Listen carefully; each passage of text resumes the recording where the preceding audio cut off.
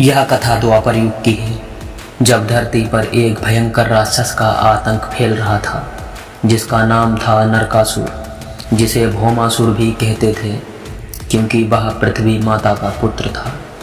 यह कथा उस गहन सत्य को दर्शाती है कि बुराई की जड़ें चाहे कितनी भी पवित्र हों, यदि वह अहंकार और अन्याय का मार्ग अपना ले तो उनका अंत सुनिश्चित है। नरकासुर का उदय तपस्या से अत्याचार तक, जन्म और वरदान तक, इस स्टोरी में आप लोगों को पूरी कथा सुनने को मिलेगी। नरकासुर का जन्म भगवान विष्णु के बराह अवतार और पृथ्वी देवी के मिलन से हुआ था।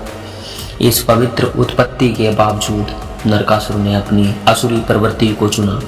उसने घोर तपस्या की और ब्रह्मा जी से यह वरदान प्राप्त कर लिया कि उसे कोई देवता, दानव या मनुष्य नहीं मार सकेगा।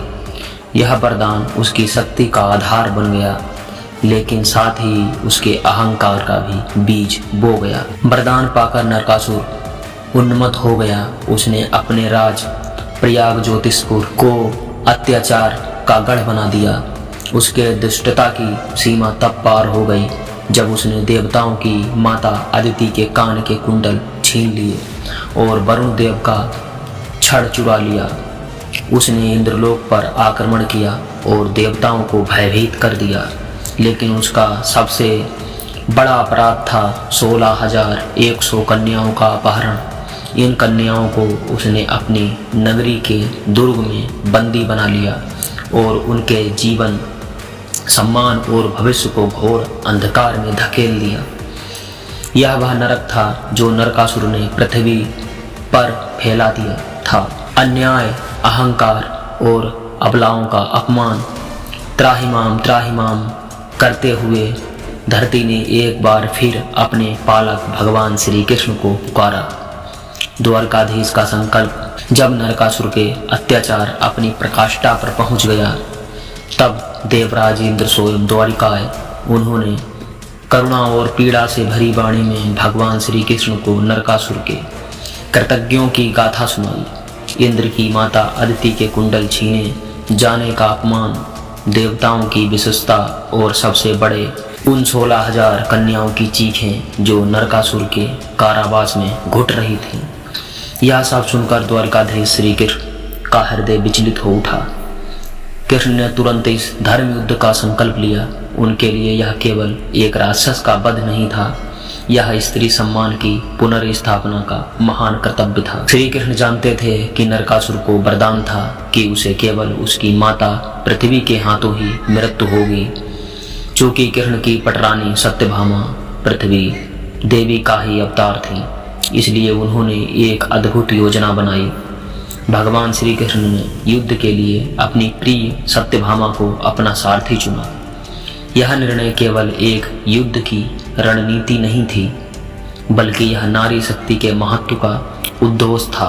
कृष्ण ने सत्यभामा को रथ पर बिठाकर उन्हें युद्ध में अपनी शक्ति का भागीदार बनाया। श्री कृष्ण और सत्यभामा अपने प्रिय गरुड़ पर सवार होकर नरकासुर की अवैध नगरी प्रयाग ज्योतिषपुर पहुंचे।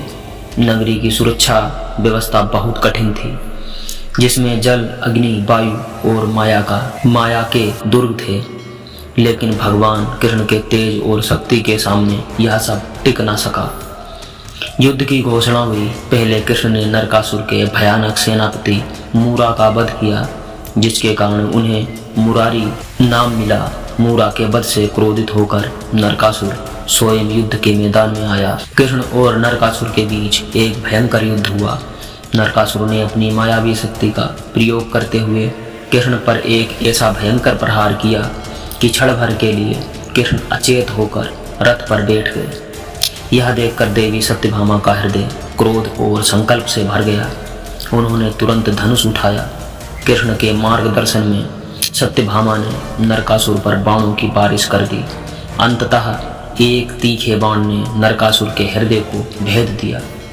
जैसे ही नरकासुर धराशायी हुआ, उसने अपनी माता सत्यभामा यानी पृथ्वी को अंतिम क्षणों में पहचान लिया कि सत्यभामा पृथ्वी का ही अवतार हैं, उनका ही रूप है।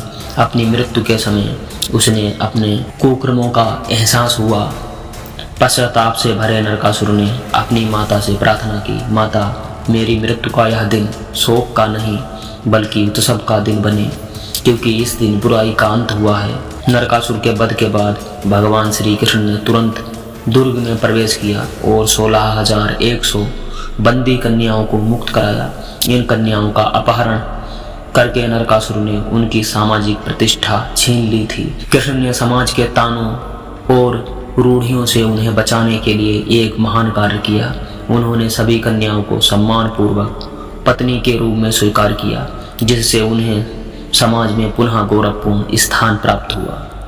कृष्ण का यह कार्य देवतत्व के सर्वोच्च आदर्शों को दर्शाता है, जहां शक्ति का उपयोग केवल अत्याचारी के वध के लिए नहीं बल्कि पीड़ितों के उद्धार और सम्मान की रक्षा के लिए किया जाता है। नरकासुर के वध का दिन कार्तिक मास की कृष्ण पक्ष की चतुर्दशी थी, जिसे आज हम नरक चतुर्दशी या छोटी दीपावली के रूप में मनाते हैं।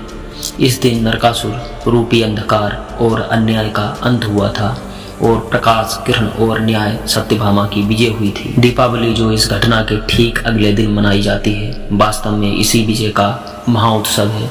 यह उत्सव हमें याद दिलाता है बुराई और अच्छाई की विजय निश्चित है।